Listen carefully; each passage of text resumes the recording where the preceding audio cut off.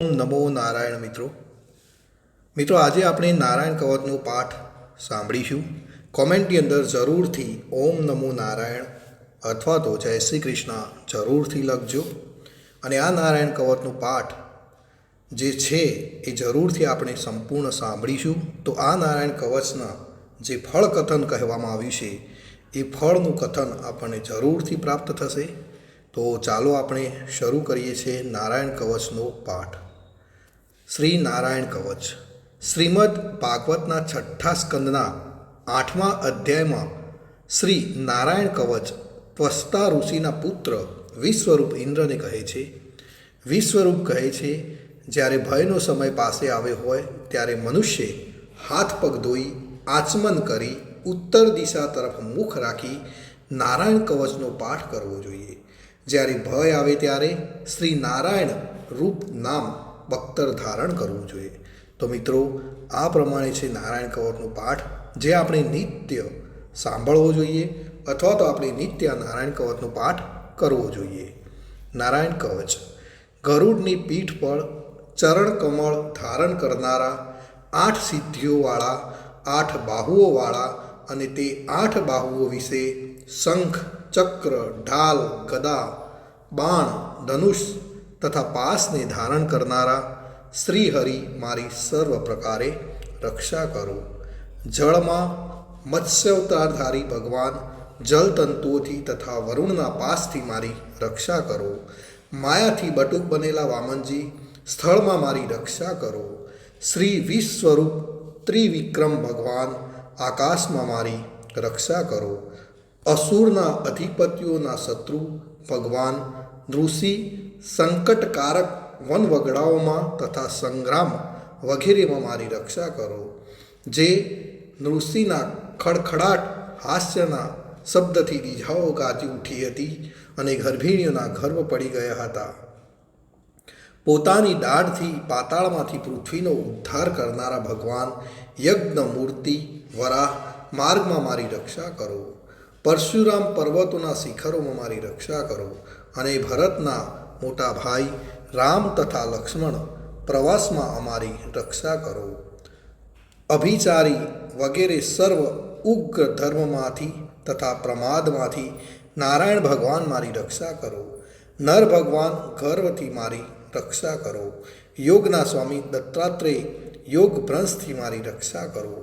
ગુણના સ્વામી કપિલદેવ કર્મના બંધનથી મારી રક્ષા કરો. સનત કુમાર કામદેવથી મારી રક્ષા કરો. હયગ્રીવ ભગવાન રસ્તામાંથી જતા દેવોને પ્રણામ ન કરવા રૂપી અપરાધમાંથી મારી રક્ષા કરો. દેવર્ષિ શ્રેષ્ઠ મુનિ નારદ ભગવાનની પૂજામાં જે કોઈ વિઘ્ન નડે તેનાથી મારી રક્ષા કરો. અને કૂર્મ અવતાર શ્રી હરિ સર્વ પ્રકારના નરકમાંથી મારી રક્ષા કરો. ભગવાન ધન્વંતરી કુપથ્યામાંથી મારી રક્ષા કરો.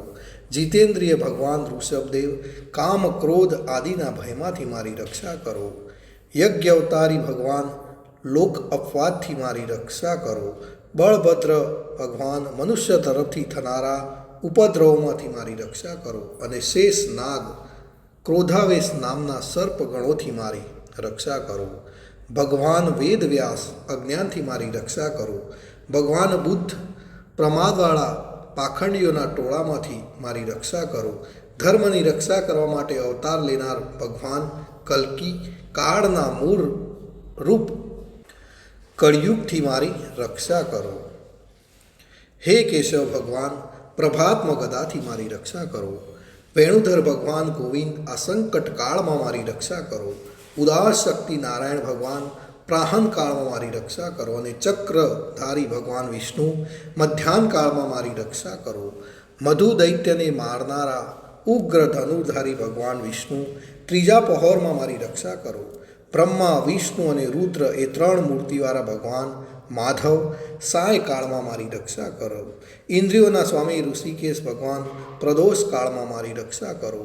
પદ્મનાભ ભગવાન કેવળ એક અર્ધરાતથી પહેલા કાળમાં અને અર્ધરાતે મારી રક્ષા કરો.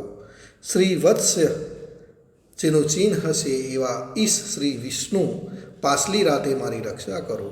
તલવારધારી ભગવાન જનાર્દન મળસકામાં મારી રક્ષા કરો. દામોદર ભગવાન સંપૂર્ણ સંધ્યાઓમાં મારી રક્ષા કરો. કાળમૂર્તિ ભગવાન વિશ્વેશ્વર સૂર્યોદય પહેલાંના કાળમાં મારી રક્ષા કરો.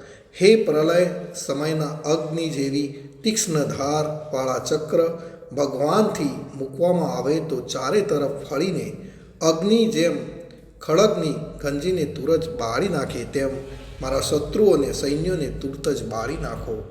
હે વ્રજના જેવા તીક્ષ્ણ સ્પર્શવાળા તણખાઓ ભરેલી ગદા તમે ભગવાનને વહાલી છો. તમે કુષ્માંડ યક્ષ રાક્ષસ ભૂત અને ગ્રહોને ભૂકો કરી નાખો. શત્રુઓના ચૂરે ચૂરા કરી નાખો. હે પંચજન્ય શંખરાજ શ્રી કૃષ્ણ ભગવાનને તમને ફૂંકીને મહા ભયંકર શબ્દ કરીને તેમના શત્રુઓના હૃદયને કંપાવતા રાક્ષસો પ્રમથો પ્રેતગણ માતૃકાગણ પિચાસ બ્રહ્મ રાક્ષસ તથા બીજા ઘોર દ્રષ્ટિવાળાઓને નસાડી મૂકો. હે તીક્ષ્ણ ધારવાળી તલવાર તમે ભગવાનના હસ્ત દ્વારા પ્રેરાઈને મારા શત્રુઓના સૈન્યને કાપી નાખો. હે ચંદ્રમા જેવી 100 ફૂલડીવાળી ઢાળ તમે શત્રુઓની આંખોને ઢાંકી દો તથા પાપી નજરવાળાની પ્રાપ દ્રષ્ટિને હરી લો. અમને ગ્રહોથી કેતુઓથી મનુષ્યોથી સર્પોથી ઢાઢવાળા પ્રાણીઓથી તથા પાપોથી જે ભય થાય છે તે સૌ તથા જેઓ અમારા સુખમાં વિઘ્ન કરનાર છે તે સર્વ ભગવાનના નામરૂપી અસ્ત્રના કીર્તનથી જ તુરત જ ભય પામો. બૃહસ્થંત વગેરે સામના સ્ત્રોતોથી સ્તુતિ કરવાતા વેદમય તથા સમર્થ ગરુડ ભગવાન સર્વ સંકટોમાં મારી રક્ષા કરો તથા વિશ્વસેન ભગવાન પણ પોતાના નામો લેવા વડે સર્વ સંકટોમાંથી મારી રક્ષા કરો. શ્રી હરિના નામ રૂપ વાહન અને આયુધો સર્વ આપત્તિઓમાંથી અમારી રક્ષા કરો. ભગવાનના મુખ્ય પાર્ષદો અમારી બુદ્ધિ ઇન્દ્રિય મન તથા પ્રાણની રક્ષા કરો. આ સાકાર નિરાકાર છે કઈ જગત છે સર્વ ભગવાનનું જ છે. આ સત્યથી મારા સર્વ ઉપદ્રવો નાશ પામો. અભેદ દ્રષ્ટિવાળા મનુષ્યોને ભગવાન પોતે ભેદરહિત જોવામાં આવે છે તો પણ પોતાની માયાથી આભૂષણો આયુધો તથા ચિહ્ન નામની શક્તિને ધારણ કરે છે. તે સત્ય પ્રમાણ વડે જ સર્વજ્ઞ તથા સર્વવ્યાપક ભગવાન શ્રી હરિ સર્વ પ્રકારના રૂપો વડે સર્વદા અમારી રક્ષા કરો. નામની ગર્જનાથી લોકોના ભયનો નાશ કરનાર તથા પોતાના દિગ્ગજ ઝેર શસ્ત્ર પાણી વાયુ અગ્નિ વગેરેના પ્રભાવે ગળી જનાર નરસિંહ ભગવાન દિશાઓમાં ખૂણાઓમાં ઊંચે નીચે બહાર તથા ચો તરફ અમારી રક્ષા કરો. મિત્રો, આ નારાયણ કવચ જે કંઈ સાંભળે છે એને આ પ્રમાણેનું ફળ કથન જરૂરથી મળે છે. નારાયણ કવચનું ફળ કથન વિશ્વરૂપ કહે છે, હે ઇન્દ્ર, આ નારાયણ કવચ તમારી આગળ જે કહ્યું એને ધારણ કરવાથી તમે શ્રમ વિના અસુરોના અધિપતિઓને જીતશો.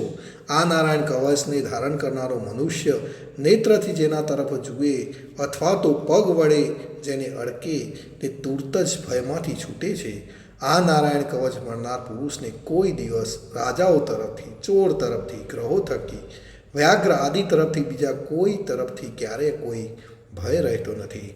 તો મિત્રો, આ હતું આપનું નારાયણ કવચ અને આપણે નિત્ય નારાયણ કવચનો આ પાઠ આપણે સાંભળવો જોઈએ. આપણને બધી જ આપત્તિઓમાંથી, બધા જ ભયોમાંથી છુટકારો મળે છે. મિત્રો, કોઈ ઉચ્ચારણમાં મારી કોઈ ભૂલ રહી ગઈ હોય તો મને જરૂરથી માફ કરજો અને આપણે નિત્ય નારાયણ કવચનો પાઠ કરીશું. બોલો ઓમ નમો નારાયણ.